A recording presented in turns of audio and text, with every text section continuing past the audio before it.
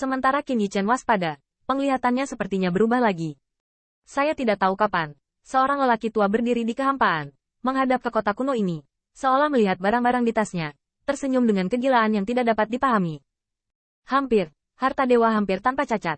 Orang tua itu mengenakan jubah emas dan terlihat seperti orang besar untuk waktu yang lama. Uniknya, pria tua ini memiliki tanduk tajam di alisnya. Klakson tajam ini sepertinya memiliki garis yang tak terbatas, dan berubah setiap saat. Tampaknya bergetar dengan lembut, yang dapat menghancurkan orang lain ke laut kesadaran.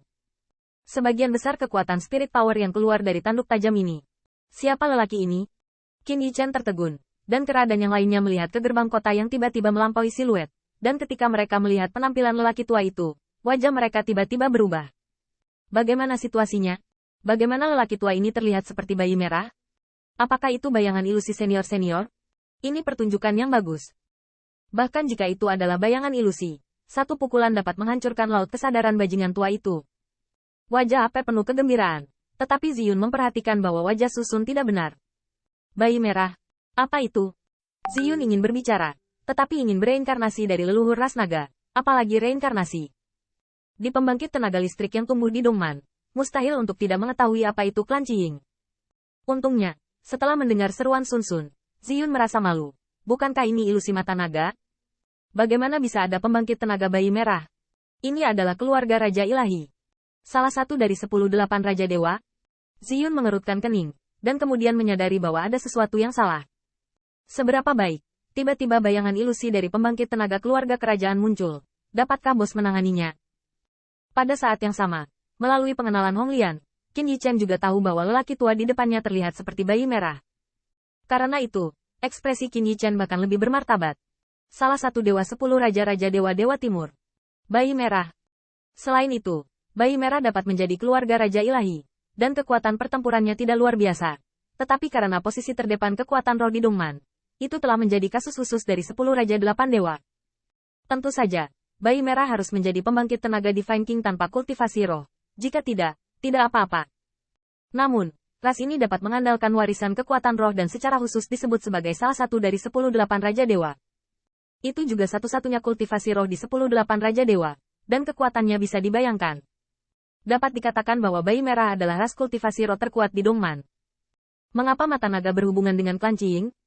Qin Yichen bergumam di lubuk hatinya, wajahnya waspada, tidak peduli apa.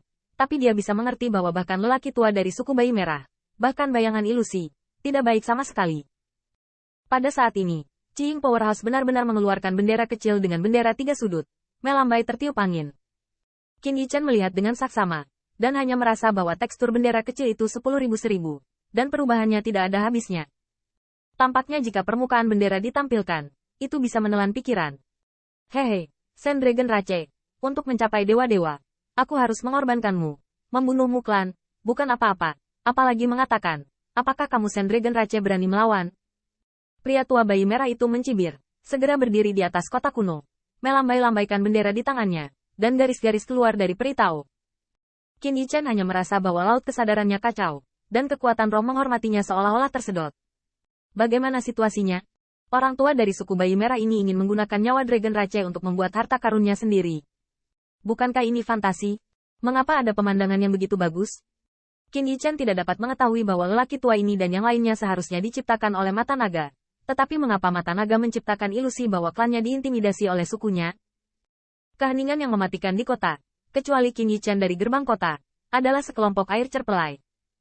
Tapi di mana-mana di kota, di rumah-rumah, di restoran, di mana-mana di tanah budidaya, ada jeritan, mengerikan dan gemetar.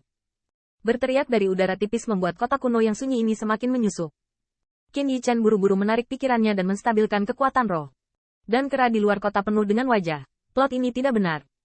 Bukankah seharusnya itu adalah pembangkit tenaga dari klan bayi merah, pelajari bajingan tua dari ras naga? Kenapa tiba-tiba ada adegan mencoba membuat Dragon Rache di satu kota untuk membuat harta karun?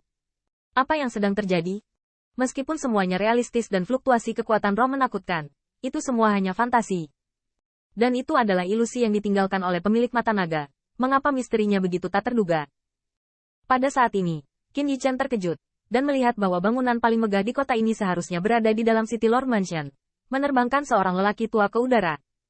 Alasan mengapa heran adalah karena Qin Yichen menemukan bahwa lelaki tua ini adalah orang yang mereka temui ketika mereka memasuki kota. Melihat ke bawah lagi, bagaimana mungkin ada orang tua yang duduk di depan gerbang kota? Pada saat ini, lelaki tua yang berdiri di atas kota kuno dan menghadap klan Qiying dari jauh ternyata agung dan pemarah. Yingjin, apa yang kamu lakukan? Orang tua itu memandangi bendera abadi yang menarik jiwa, dan lampu pompa bergetar, matanya pecah. Bebek. Anda ingin membawa saya ke perlombaan naga, klan kota ini, dan memurnikan harta Anda.